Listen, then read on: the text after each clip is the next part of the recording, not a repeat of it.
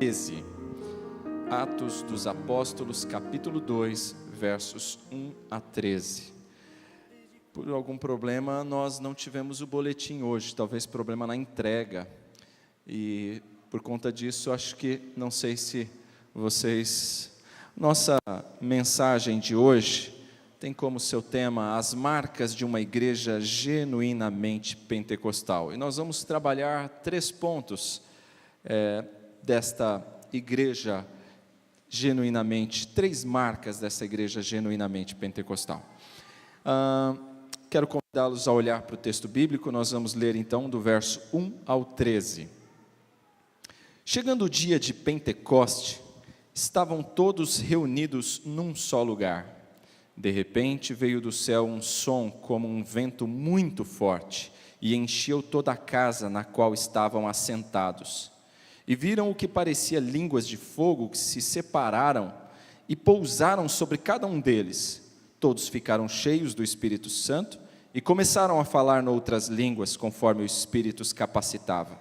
Havia em Jerusalém judeus devotos vindos de todas as nações do mundo. Ouvindo-se o som, ajuntou-se uma multidão que ficou perplexa, pois cada um os ouvia falar em sua própria língua. Atônitos e maravilhados, eles perguntavam: acaso não são galileus todos estes homens que estão falando? Então, como os ouvimos cada um de nós em nossa própria língua materna? Partos, medos e elamitas, habitantes da Mesopotâmia, Judéia e Capadócia, do Ponto e da província da Ásia, Frígia e Panfilha, Egito e das partes da Líbia próximas de Cirene, visitantes vindos de Roma, tanto judeus como convertidos ao judaísmo, cretenses e árabes. Nós os ouvimos declarar as maravilhas de Deus em nossa própria língua. Atônitos e perplexos, todos perguntavam uns aos outros: que significa isto? Alguns, todavia, zombavam deles e diziam: eles beberam vinho demais. Até aí. Meus irmãos, nós já passamos pelo capítulo 1, e no capítulo 1 nós fomos ensinados que o Espírito havia sido prometido. Lá no verso de número 4 está registrado assim: certa ocasião, enquanto comia com eles, deu-lhes esta ordem. Quem? Jesus. Não saiam de Jerusalém, mas esperem pela promessa de meu Pai, da qual lhes falei. Jesus havia dado a ordem, a promessa deveria se cumprir. Eles estão aguardando obedientemente a ordem de Jesus. E aqui em Atos 2, nós vemos a concretização da promessa, a descida do Espírito Santo. Quando o Espírito Santo desceu sobre os apóstolos e sobre os discípulos que ali estavam, porque não foi só sobre os apóstolos, mas sobre todos os discípulos que ali estavam, todos os crentes, naquele dia de Pentecostes, os que ouviram falar em línguas, as pessoas que os ouviam falar ficaram perplexas, ficaram admiradas e perguntavam uns aos outros: que significa isto? É o que registra o verso 12. A pergunta deles é: que significa isto? E essa pergunta persiste até os nossos dias. Que significa isso? As igrejas classificadas nos nossos dias como pentecostais ou neopentecostais ou carismáticas, por exemplo, afirmam que o significado do Pentecostes é que nós devemos ter a mesma experiência como os discípulos tiveram ali em Atos 2, ou seja, a experiência de um batismo com o Espírito Santo e de um falar em outras línguas. Assim entendem as igrejas carismáticas. No entanto, Atos dos Apóstolos capítulo 2 precisa de ser interpretado como um evento histórico único que é. Nós temos aqui um novo período na relação de Deus com o seu povo. O que aconteceu aqui no dia da festa de Pentecostes sinaliza o começo da época do Espírito Santo. Até por isso alguns gostam de chamar Atos de Atos do Espírito. O Pentecostes veio para equipar a igreja de Deus com o poder do Espírito Santo, para que ele seja glorificado em outras nações, entre outros povos onde ele não era conhecido. A verdadeira igreja pentecostal, meus irmãos, não é necessariamente aquela igreja que coloca na sua placa o nome de pentecostal. A verdadeira igreja pentecostal, a igreja que decorre de Atos dos Apóstolos 2, não é a igreja onde os vizinhos estão incomodados com o barulho do som, onde as pessoas gritam, pulam, rodopiam e falam coisas que as pessoas não entendem e ficam confusas quando entram lá. Essa não é a genuína igreja pentecostal. A verdadeira igreja pentecostal é aquela que reflete as marcas da igreja de Atos dos Apóstolos, capítulo 2. É por isso que esse texto é tão importante para nós. É por isso que nós precisamos estudá-lo, porque a igreja, a nossa igreja, precisa de ser também esta igreja pentecostal, que carrega estas marcas de Atos dos Apóstolos, capítulo 2. E quais são elas? Bom, a primeira marca, uma igreja genuinamente pentecostal, é uma igreja unida.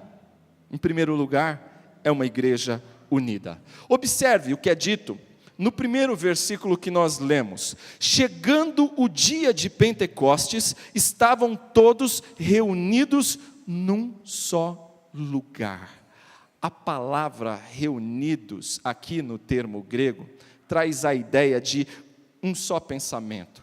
Pessoas que estavam de comum acordo. Então, a primeira marca da igreja que nasceu no Pentecostes, na igreja primitiva, era a unidade. Bem, deixa eu esclarecer algo. Isso não quer dizer que eles fossem todos iguais. Não era um clube onde todo mundo torce para o Corinthians, ou para o Palmeiras, ou para o São Paulo. Não, não era isso. A unidade não era nesse sentido. Não votavam todos no mesmo candidato. Não era esse o sentido de unidade aqui. Havia uma harmonia entre eles, apesar das diferenças. Eu gostei muito do que o presbítero Saulo falou hoje aqui pela manhã, durante a escola dominical. Ele falando, aliás, acho que foi na reunião de oração, ele falando que nós somos como instrumentos musicais, e instrumentos musicais que precisam ser afinados por Deus, e isso durante a vida toda. E é curioso que cada um de nós é um instrumento diferente do outro, e veja que o som emitido pela bateria é diferente do som emitido pelo piano, mas quando estes instrumentistas estão todos sendo regidos pelo mesmo maestro, há uma harmonia entre estes sons e produz uma melodia agradável e todos cantam a mesma música. Pois é, essa é a igreja onde é um só Espírito que rege todas as vidas.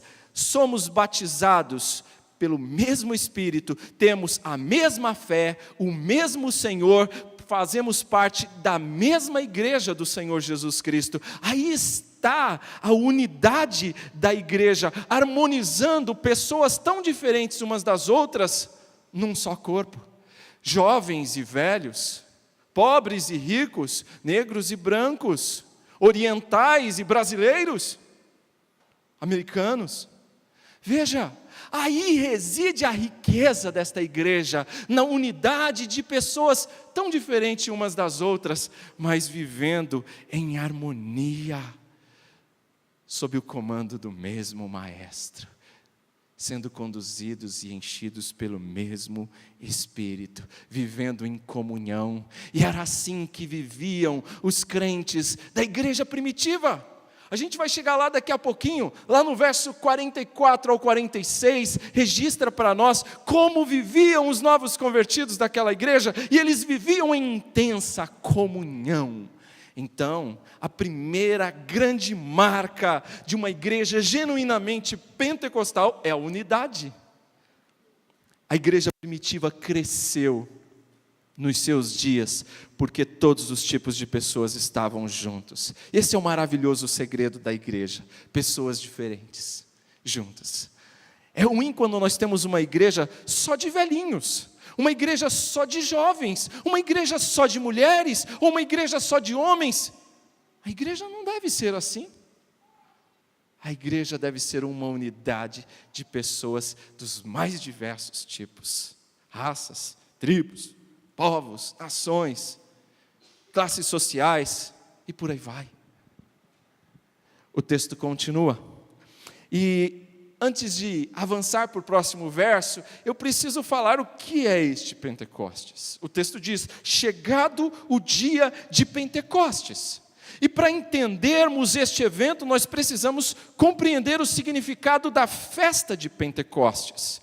E não foi por acaso que Deus derramou o seu Espírito sobre os discípulos naquele dia, no dia da festa de Pentecostes. Havia 3 grandes festas dentro do povo judeu, festas judaicas. A Páscoa, que celebrava a libertação de Israel do Egito, a festa dos pães asmos e o dia de Pentecostes, também chamado dia de Pentecostes, festa das semanas, ou festa da colheita, que era celebrado exatamente 50 dias depois da Páscoa, ou seja, 7 semanas depois da Páscoa, um dia depois, no 50º dia, se celebrava a festa de Pentecoste, festa da colheita do trigo. Agora, o nome Pentecoste, inclusive, significa isso, 50º, porque era no 50º dia após a Páscoa que ele era celebrado. Nesta festa, os judeus apresentavam os primeiros frutos da colheita do trigo. Há 3 coisas que eu quero destacar também, e que é importante sabermos sobre o dia de Pentecostes, para melhor entendermos o que estava acontecendo aqui. Primeira coisa é que era uma festa. Ora, era uma festa segundo a lei judaica, onde todos os homens adultos precisavam se dirigir a Jerusalém para celebrar a colheita. Então, todos os homens adultos tinham que ir para lá. Segundo, era um grande feriado. E como um feriado que era, não era um dia para trabalhar, era um dia para festejar. Terceiro, era um dia onde algumas práticas precisavam ser aplicadas, segundo a lei. Eles precisavam oferecer alguns sacrifícios, algumas ofertas neste dia, que estavam prescritas na lei, e eles ofereciam diante do Senhor. Eles pegavam das primeiras safras do trigo, recém-colhido, e faziam ali pães. E eles iam entregar estes pães recém-assados em oferta ao Senhor. Em resumo, irmãos, naquela época, era uma grande celebração da colheita, e as ruas de Jerusalém se enchiam de peregrinos, de gente de tudo que era lugar, que se reuniam ali, judeus, prosélitos também, veja, pessoas que não eram judeus, mas haviam sido acrescentados ao povo judeu, e que se reuniam ali para celebrar esta festa da colheita do trigo. Então tinha gente de tudo que era lugar, vindo para celebrar ali. Percebam? Porque Deus escolhe exatamente neste dia. Então, aqui a gente já começa a entender por que do dia de Pentecostes, por que do derramar do Espírito, por que desta manifestação neste dia como acontece, para que tantas pessoas de tantos lugares diferentes estivessem ali e entendessem, e depois pudessem voltar para suas regiões com essa mensagem. A primeira marca, então, da igreja genuinamente pentecostal é a unidade. A segunda marca da igreja genuinamente pentecostal é que ela é uma igreja cheia do Espírito. Veja o verso 2, o que ele registra para nós. De repente, veio do céu um som, como de um vento muito forte, e encheu toda a casa na qual estavam assentados. A primeira expressão que aparece, de repente. Ou seja, sem aviso prévio, de forma inesperada, o evento aconteceu. O Espírito de Deus veio sobre eles, e o texto diz, todos eles, todos os discípulos que estavam lá, todos ficaram cheios do Espírito Santo. Onde é que era essa casa? Onde é que era esse salão? Onde é que eles estavam reunidos? Onde estes seguidores de Jesus se encontravam e se reuniam? Nós não sabemos com certeza. Talvez na casa de alguma irmã ou irmão. Sabemos por Atos dos Apóstolos que em determinadas ocasiões eles se reuniram na casa da mãe de João Marcos. Pode ser que eles estivessem reunidos no cenáculo, foi um lugar que eles utilizaram. Pode ser no templo, pode ser nas proximidades do templo. Lá no final de Lucas, capítulo 24, verso 53, é registrado que eles se reuniam ali nas proximidades do templo. Não sabemos ao certo. O ponto é que estavam todos reunidos. E o que a Bíblia registra para nós, está claro ali, é que o Espírito Santo foi acompanhado, a vinda do Espírito Santo foi acompanhada por 3 sinais miraculosos, por 3 sinais sobrenaturais: um som, uma visão e uma fala estranha. Um som, uma visão e uma fala estranha. Um som, o texto diz, veio do céu um som, como de um vento muito forte. Diz o verso 2. Repare que o texto não diz que o povo sentiu o vento.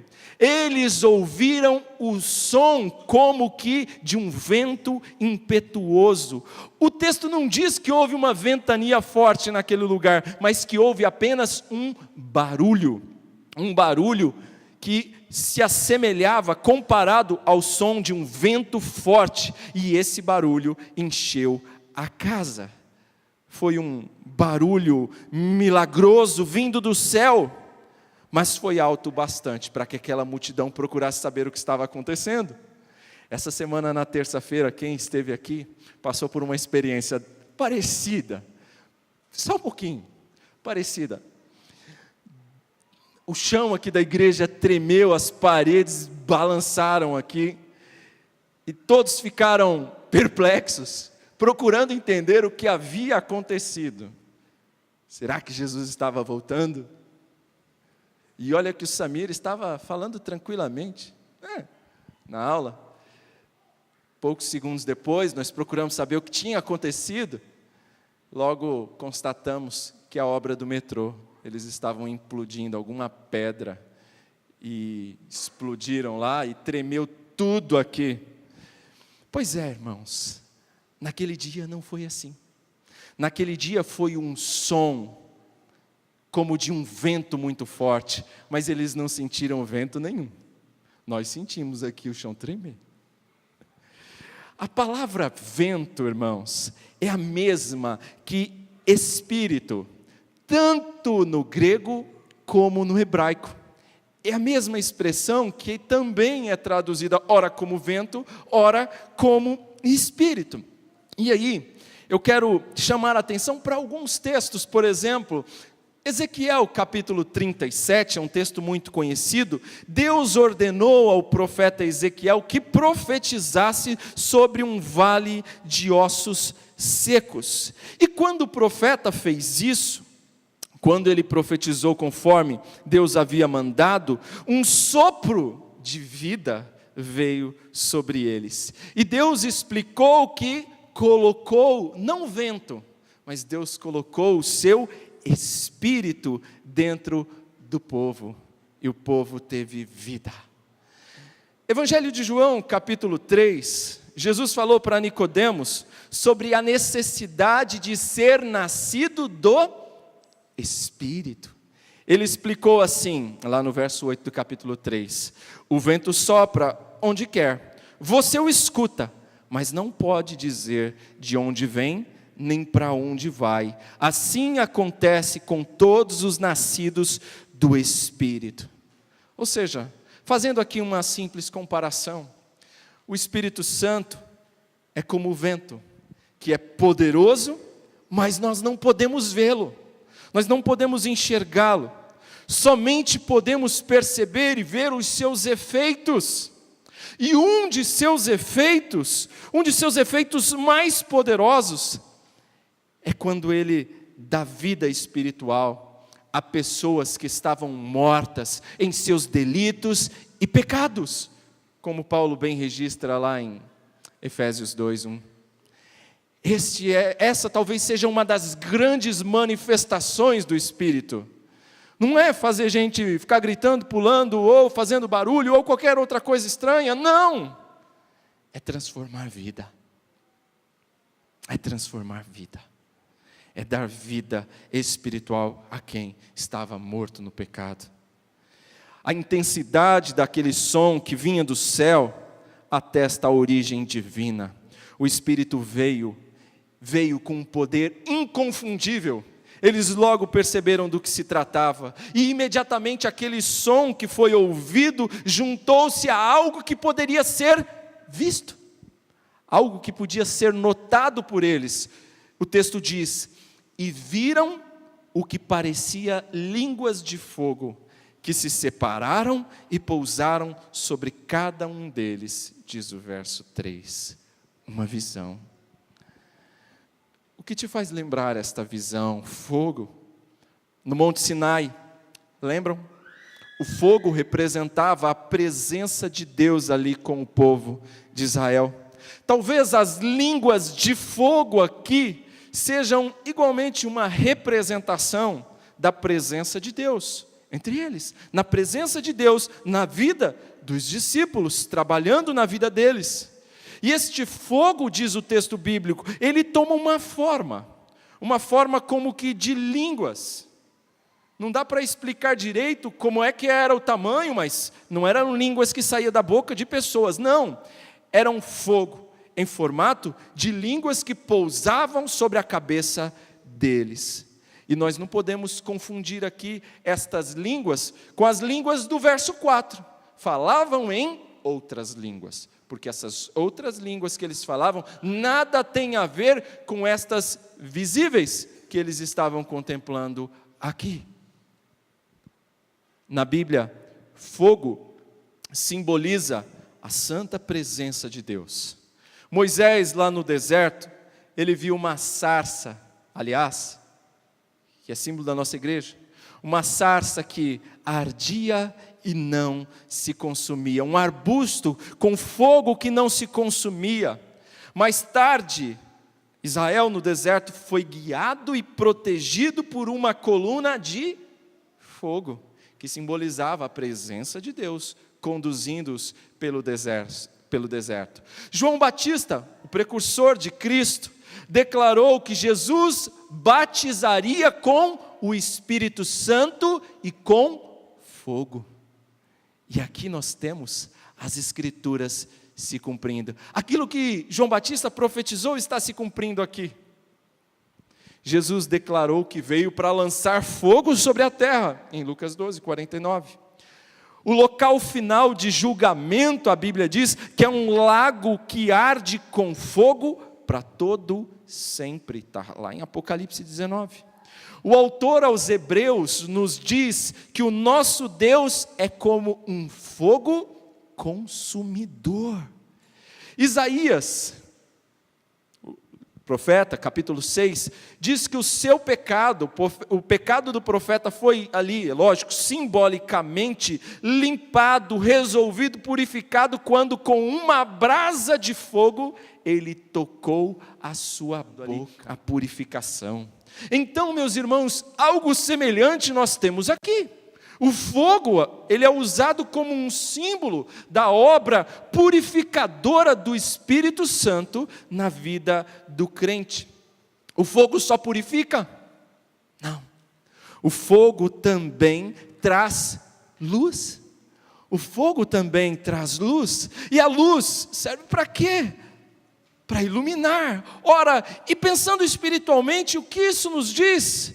É a iluminação de Deus para aqueles que estão na escuridão espiritual. É Deus trazendo sua luz. Assim, o fogo no dia de Pentecostes, que apareceu sobre a forma de línguas, e línguas, falar, logo pode muito bem ser compreendido como o poder de Deus para a proclamação da palavra, que é exatamente o que aqueles que foram cheios deste Espírito, que foram batizados com este Espírito, que foi derramado sobre eles, passaram a fazer, passaram a pregar ousadamente a palavra de Deus. Paulo vai dizer que o Evangelho é o poder de Deus para a salvação, e é isso que eles passam a fazer. Eu disse que houve um som, uma visão, e agora nós vemos aqui uma fala estranha. O texto diz no verso 4, todos ficaram cheios do Espírito Santo e começaram a falar noutras línguas conforme o Espírito os capacitava. Ao analisar a passagem, esta passagem de Atos 2, nós precisamos fazer uma distinção entre sinais e o próprio evento. O que é um sinal e o que é o evento em si. O som, o fogo, as línguas são sinais que apontavam para um evento. E qual era o evento? A descida do Espírito Santo sobre homens e mulheres. A descida do Espírito Santo sobre aqueles discípulos. Esse foi o grande evento, o evento principal, essencial. As línguas, as outras manifestações são incidentais, não é o principal aqui. A vinda do Espírito foi o evento mais importante. A vinda do Espírito Santo é um evento marcante, é uma nova era que se inaugura. Foi a vinda do Espírito Santo que transformou a vida de homens como Pedro. Como era Pedro? Pedro, aquele que traiu Jesus, aquele que era o negador, agora é Pedro, o pregador, aquele que anunciava ousadamente a palavra de Cristo, o Evangelho de Cristo.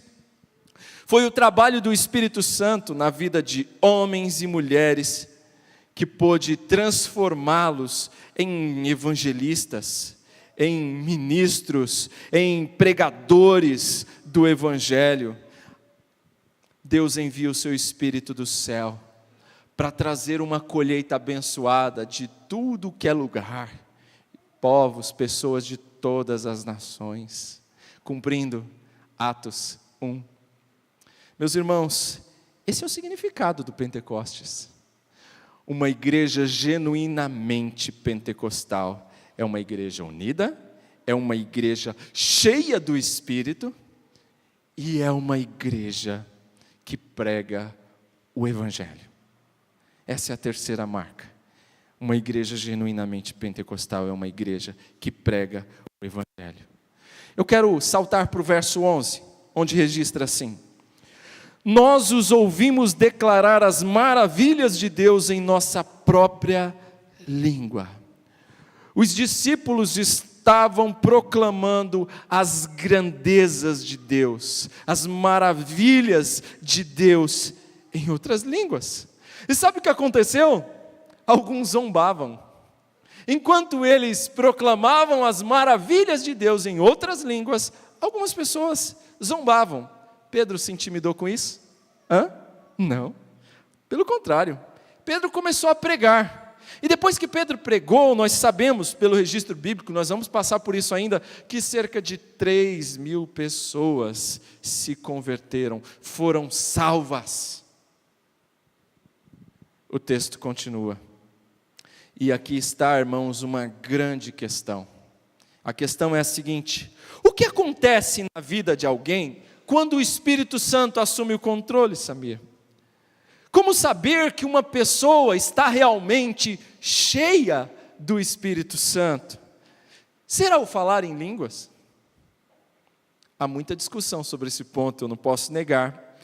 Porém, meus irmãos, o que me parece muito claro no texto, sem sombra de dúvida, é que as pessoas que estavam cheias do Espírito Santo, elas eram controladas pelo Espírito Santo e anunciavam com ousadia o Evangelho. Elas pregavam o Evangelho com ousadia. Veja, uma pessoa que estava cheia do Espírito Santo não é uma pessoa que não tinha domínio de si, que ficava fazendo acrobacias como um maluco que não tinha domínio de si. Não!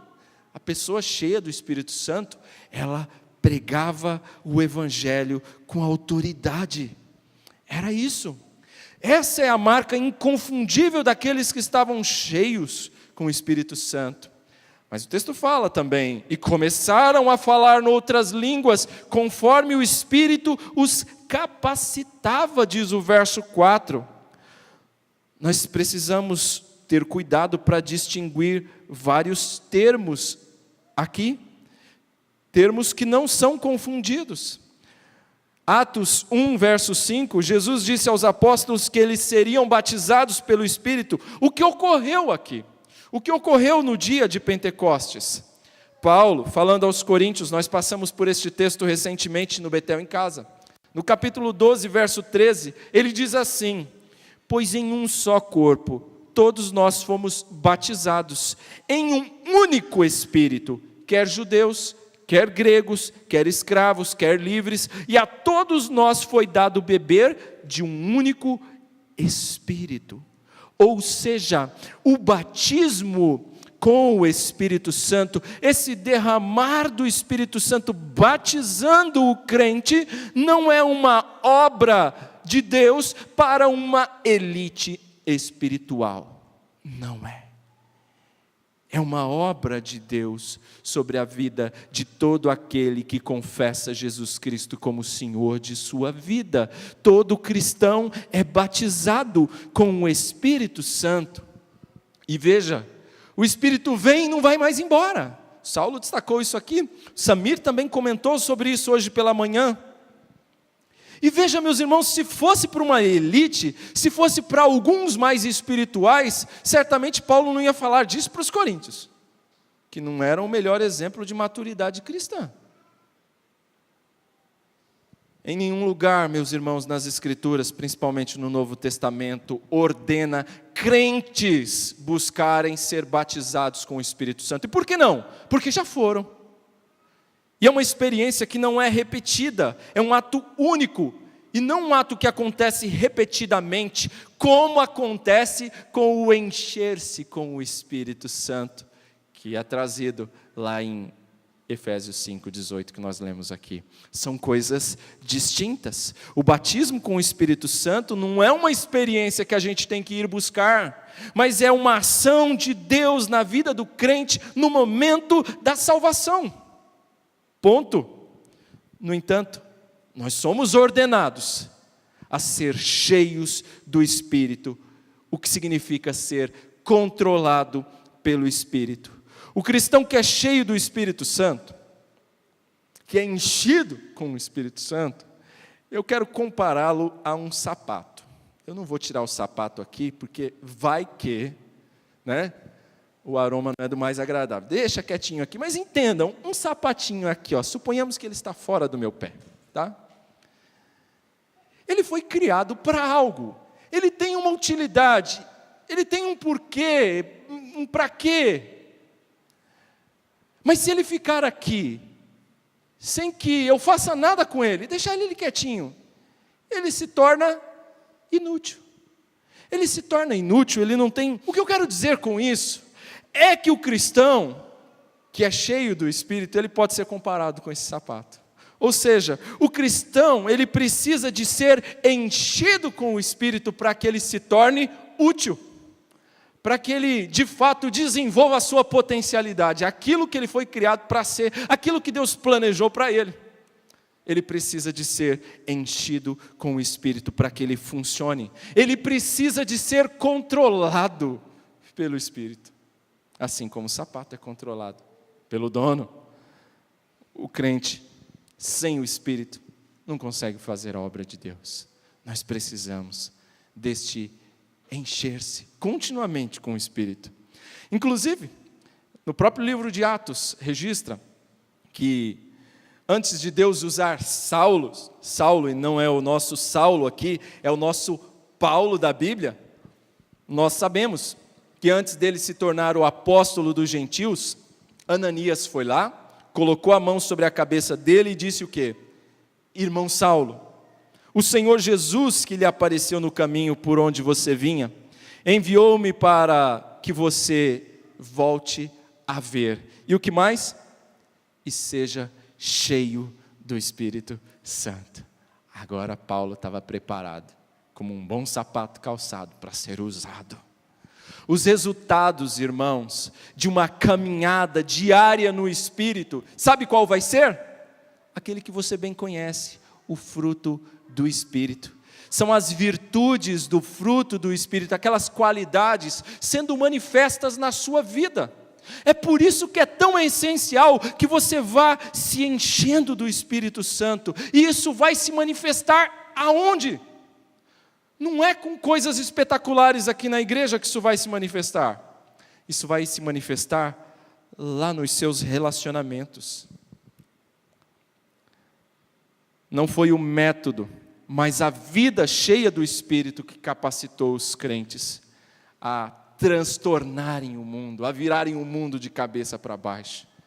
Foi o enchimento com o Espírito Santo. Será que nós devemos hoje buscar falar em outras línguas?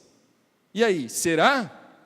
Alguns argumentam que o sinal de ser batizado com o Espírito é a capacidade de falar em línguas, e que se você ainda não fez isso, olha, você está fraco, meu irmão, você precisa buscar você precisa buscar mais o Senhor, você precisa chegar num estágio espiritual aí, mas você é um crente de classe no máximo C, tá?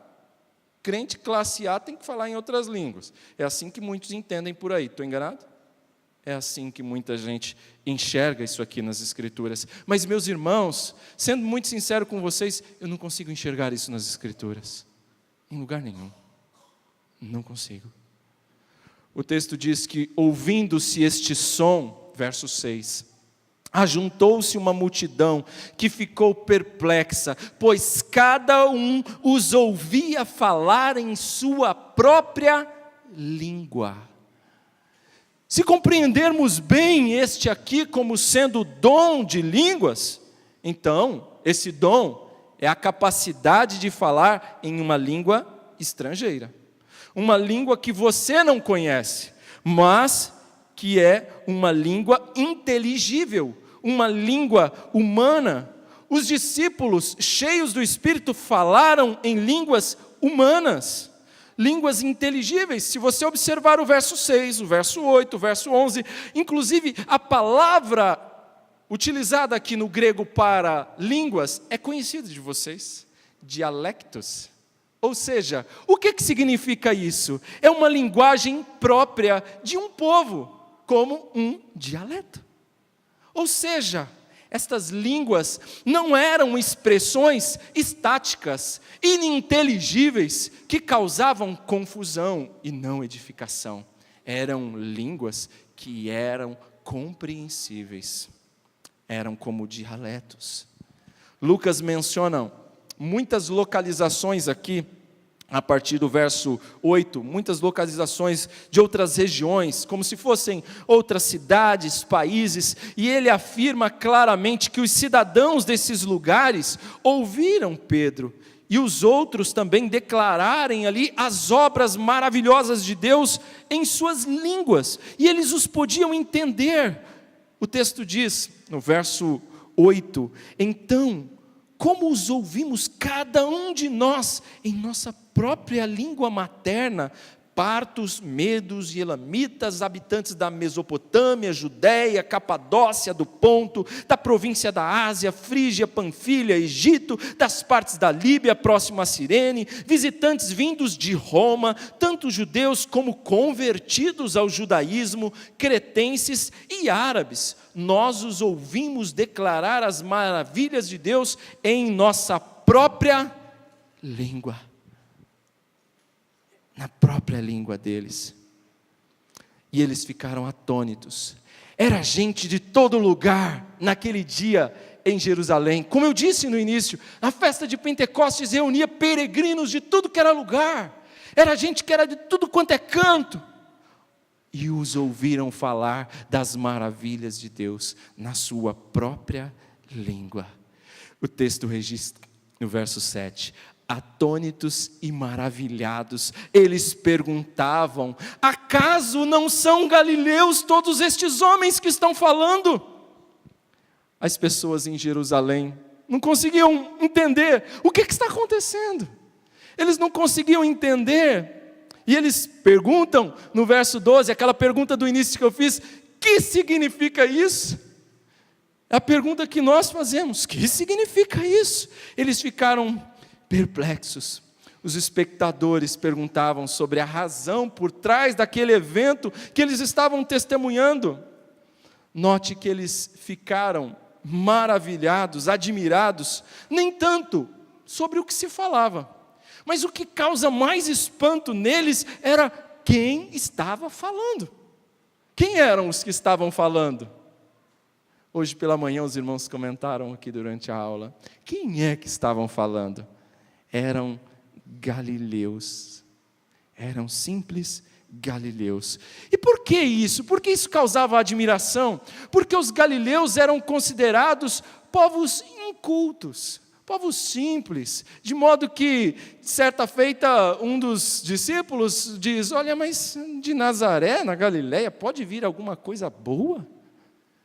Eles eram pessoas simples.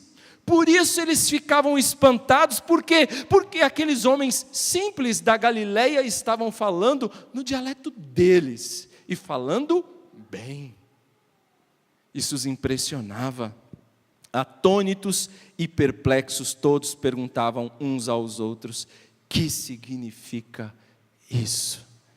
É interessante observar, irmãos, que eram pessoas de diversas regiões, de línguas, de diversos lugares, e eles conseguiam de alguma maneira se comunicar. Eles perguntavam uns aos outros: mas que é isso? O que está acontecendo? Perguntavam uns aos outros sobre aquilo que eles estavam testemunhando. Que significa isto? Ao falar em outras línguas, aqueles crentes estavam apresentando uma evidência de que o Espírito Santo estava realizando um milagre, autenticando aquele momento com um milagre. O que aconteceu no dia de Pentecostes representava o contrário da maldição que aconteceu lá atrás, muitos anos antes, em Babel. Gênesis, capítulo 10, registra: lá em Babel as línguas humanas foram confundidas e as nações foram dispersas. Agora aqui em Jerusalém, o que acontece? O contrário, o inverso. As barreiras linguísticas são vencidas de modo sobrenatural, trazendo para nós um sinal claro de que as nações agora estavam reunidas em Cristo, como um prenúncio, como, sabe, aquele prato de abertura antes da refeição principal, um prenúncio do grande dia que vai acontecer, do grande dia em que o povo remido pelo sangue de Cristo vai ser recolhido, o grande dia em que povos de todas as nações, de tribos, de línguas, de raças vão se reunir diante do Cordeiro. Meus irmãos, era um prenúncio deste dia. Além disso, lá em Babel, a terra tentou chegar até o céu. Os homens orgulhosos, arrogantes, estavam querendo chegar até o céu. Mas aqui em Jerusalém não. Aqui o céu desce até a terra. O Espírito desce sobre eles. E o verso 13 registra para a gente encerrar. Alguns, todavia, zombavam deles e diziam: eles beberam vinho demais. Repare que nem todos responderam positivamente, embora aquele fosse um grande milagre, mas nem todos responderam de forma positiva a ele. Aquele grande milagre não foi suficiente para convencer alguns escarnecedores. E aí, meus irmãos, eu quero registrar algo importante. Atos é um registro não apenas de conversões, mas também um registro de oposição à pregação do Evangelho. E aí, trazendo para os nossos dias, aplicando para a nossa vida, essa também é uma resposta que nós precisamos estar preparados para receber hoje, quando compartilharmos o Evangelho. Quando você compartilhar o Evangelho, não espere que as pessoas vão receber de braços abertos, de coração aberto, amando, desejoso, babando por tudo que você vai falar. Não. Espere também receber oposição à sua palavra.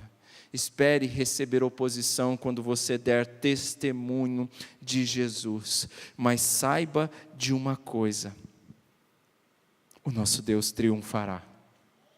O nosso Deus triunfará. E a Bíblia diz que haverá o dia em que cada joelho se dobrará diante de Cristo e reconhecerá que Ele é Senhor para a glória de Deus Pai. Vai chegar esse dia. Incapazes de explicar o milagre, alguns zombavam, e os zombadores estavam acusando os crentes de estarem embriagados. Repara a associação que eles fizeram aqui, entre o vinho e o Espírito. Lá em Efésios 5:8, que nós lemos, Paulo faz exatamente o contraste entre estes dois. Ele diz que, ele mostra que eles não deveriam se encher com vinho, mas com o Espírito. Porque o que acontece quando alguém está cheio de vinho? Quando alguém está cheio de bebida forte, o que acontece com essa pessoa? Nós sabemos muito bem, quando alguém se embriaga, ela perde o controle, essa pessoa perde o domínio próprio, e essa pessoa acaba como? Humilhada, passa vergonha, passa vexame.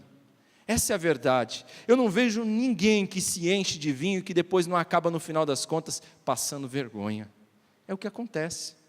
Mas ao contrário, quem se enche quem é enchido, porque aqui é na voz passiva, quem é enchido com o Espírito Santo, a pessoa cheia do Espírito Santo, ao contrário daquele que se enche com o vinho, é uma pessoa autocontrolada. É uma pessoa que tem domínio próprio, não é uma pessoa descontrolada. Por isso que eu disse que não fica rodopiando, pulando, fazendo coisas esquisitas. Não, é uma pessoa controlada. A pessoa cheia do Espírito Santo é uma pessoa que não fica passando vergonha, mas que glorifica a Deus. Não é bizarrice. O vinho pode até trazer alegria, né? É símbolo de alegria, mas é uma alegria passageira, é uma alegria temporária, ao contrário do Espírito. Porque quando enchidos com o Espírito, a nossa alegria não é passageira, ela é eterna, ela é permanente, ela é duradoura.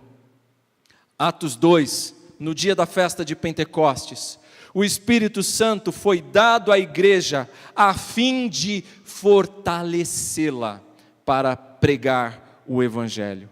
Assim, meus irmãos, uma igreja genuinamente pentecostal não é simplesmente aquela que fala em línguas, porque isso aqui no texto é uma questão secundária. A igreja genuinamente pentecostal é aquela cuja prioridade é a pregação do Evangelho. Isso foi o que os crentes de Atos 2 passaram a fazer quando batizados, quando cheios do Espírito. O que começou no dia de Pentecostes, meus irmãos, foi uma grande explosão missionária.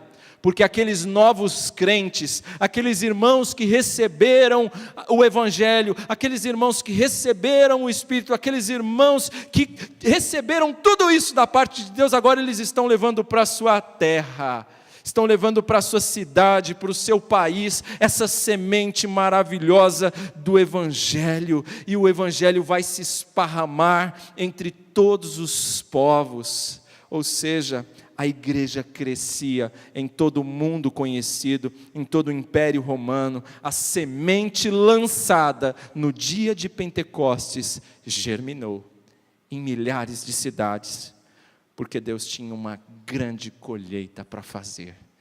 E ali era só o início, era só o começo. Portanto, agora eu encerro. As características de uma igreja genuinamente pentecostal são uma igreja unida, uma igreja marcada pela oração e pela presença do Espírito Santo, uma igreja que prega fielmente o evangelho da salvação. Essas são as características de uma igreja genuinamente pentecostal. Que estas características sejam vistas na nossa igreja, que estas características sejam visíveis não só aqui, que estas características sejam visíveis na igreja do Senhor Jesus, e que o Senhor faça essa obra em nós, para a glória dEle. Amém. Vamos nos colocar de pé e vamos orar ao Senhor, agradecendo ao Senhor por esse tempo que nós tivemos de culto, e pedir ao Senhor que nos encha com o seu Espírito, para que nós possamos sair daqui e durante a semana que o Senhor vai nos dar, anunciar corajosamente o Evangelho dEle. Oremos. Querido Deus, Pai de amor e Deus de eternas misericórdias, suplicamos nesta hora, ó Pai, que o Senhor nos dê mais do seu Espírito, que o Senhor nos encha com o seu Espírito, de modo que toda a nossa vida seja controlada pelo teu Espírito, de modo, Senhor, que a tua palavra esteja em nossos lábios, e que seja anunciada por nós com ousadia, com coragem, assim como faziam os teus servos do passado, Senhor, para que possamos assistir em nossos dias, Senhor, um grande mover, um grande agir do Teu Espírito, um grande avivamento, Senhor, que começa a partir da Tua palavra, de um retorno às Escrituras. Dá, Senhor Deus, que os Teus servos, os Teus filhos, possam todos, Senhor, se encher com o Teu Espírito para anunciar corajosamente a Tua palavra, para não negar a fé, mas para anunciar sem barganhas, sem negociatas, a Tua palavra com fidelidade, Senhor, custe-nos o que custar. Ah, Senhor, dá a cada um dos Teus filhos esta oportunidade durante o correr de suas semanas, de anunciar aquilo que aprenderam do Senhor. Vem, ó Espírito, e encha a nossa vida para que possamos fazer esta obra que é Tua, para que o nome do nosso Deus e Pai seja glorificado entre todos os povos. Ah, Senhor, entre os meus amigos, entre aqueles que nos cercam no trabalho ou na escola, há muitos que não louvam o Teu nome. Dá graça a nós, Senhor, para que possamos testemunhar a eles do Teu Evangelho, Evangelho poderoso para salvar o pecador. Ó Senhor, vem fazer esta obra, vem avivar a Tua obra em nossos dias, ó Pai. Vem trazer salvação aos homens em nossos dias, Senhor. Pedimos isso, ó Pai, em nome do Senhor Jesus. Agora, Senhor, leve em paz os Teus filhos, ide em paz, meus irmãos, que o amor de Deus, o nosso Pai, a graça do Seu Filho Jesus Cristo, a consolação, a virtude, a unção do Espírito seja sobre vós e vossos familiares e todo o povo de Deus, hoje e sempre.